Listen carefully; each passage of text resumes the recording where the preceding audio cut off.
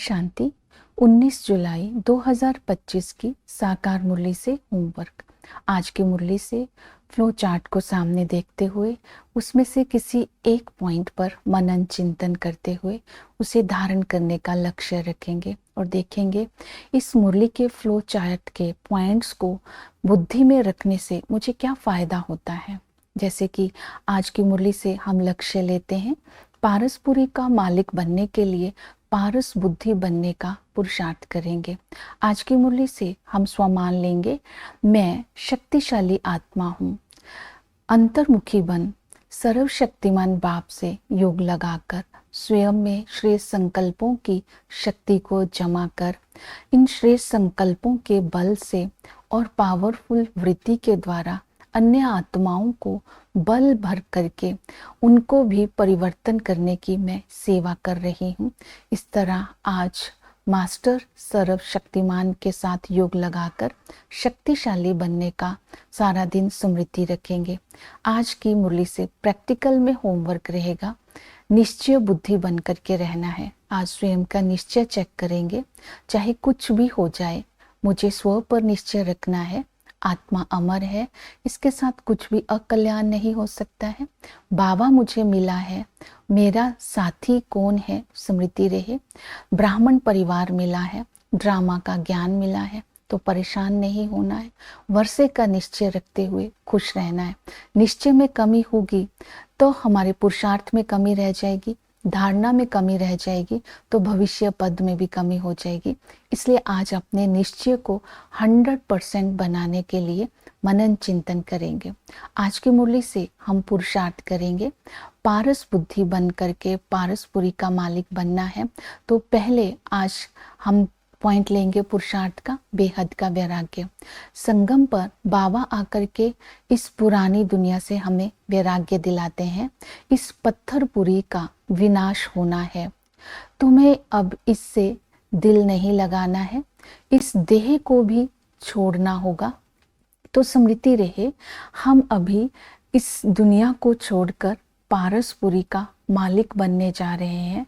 इस खुशी और नशे में रहेंगे। हम न्यू दिल्ली, न्यू वर्ल्ड में, पारसपुरी में लक्ष्मी नारायण के राज्य में जा रहे हैं। तो इस दुनिया से और इस शरीर से वैराग्य होना सहज हो जाएगा। दूसरी धारणा करेंगे पारस बुद्धि बनने के लिए पवित्रता की धारणा। पवित्रता की धारणा के लिए बाबा ने कहा स्वयं को व्यर्थ संकल्पों से मुक्त करो। अगर व्यर्थ संकल्प से मुक्त नहीं होंगे तो दिल शिकस्त होते जाएंगे। दिल शिकस्त होंगे, उदासी आ जाएगी। जब उदासी होगी, दिल शिकस्त होंगे तो इससे बाबा ने कहा विकर्म भी होंगे, तो भविष्य में 100 गुना दंड के भागी बन जाएंगे। इसलिए अपने अंदर श्रेष्ठ संकल्पों को जमा करो। श्रेष्ठ संकल्पों का ऐसा इंजेक्शन है जो वृत्ति के रक्त तक फैल जाता है।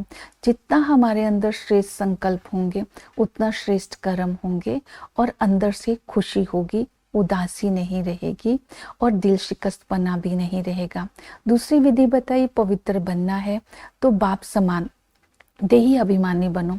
तो बाबा ने शिव बाबा की एग्जाम्पल दी। शिव बाबा ब्रह्मा के तन में प्रवेश करते हैं, थोड़े समय के लिए भी प्रवेश करते हैं, लेकिन देह भान का नशा नहीं रहता है।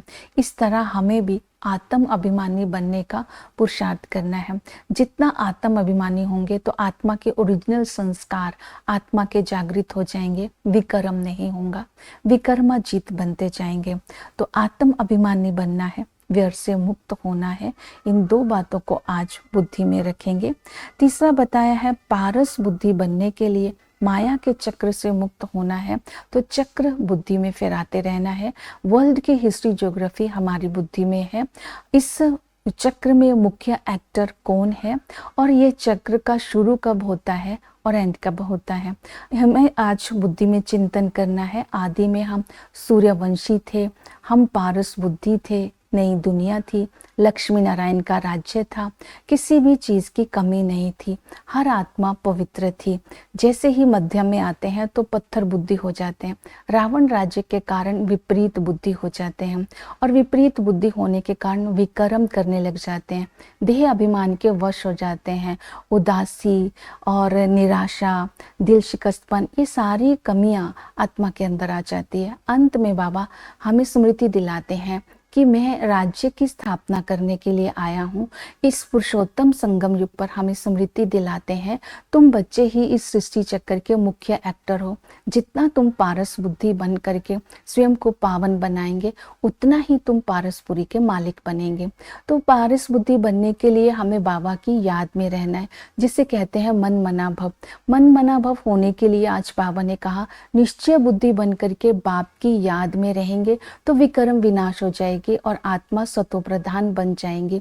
तो इस तरह आज अपने निश्चय को भी चेक करना है कि हमें आत्म अभिमानी बनकर के आत्मा में निश्चय करना है। निश्चय करने का मतलब है सारा दिन आत्म स्मृति में रहना, आत्मा को देखना, आत्मा समझकर बात करना, आत्मा समझकर कर्म करना, आत्मा समझकर संबंध में आना। इसको बोलते हैं आत्मा में निश्चय।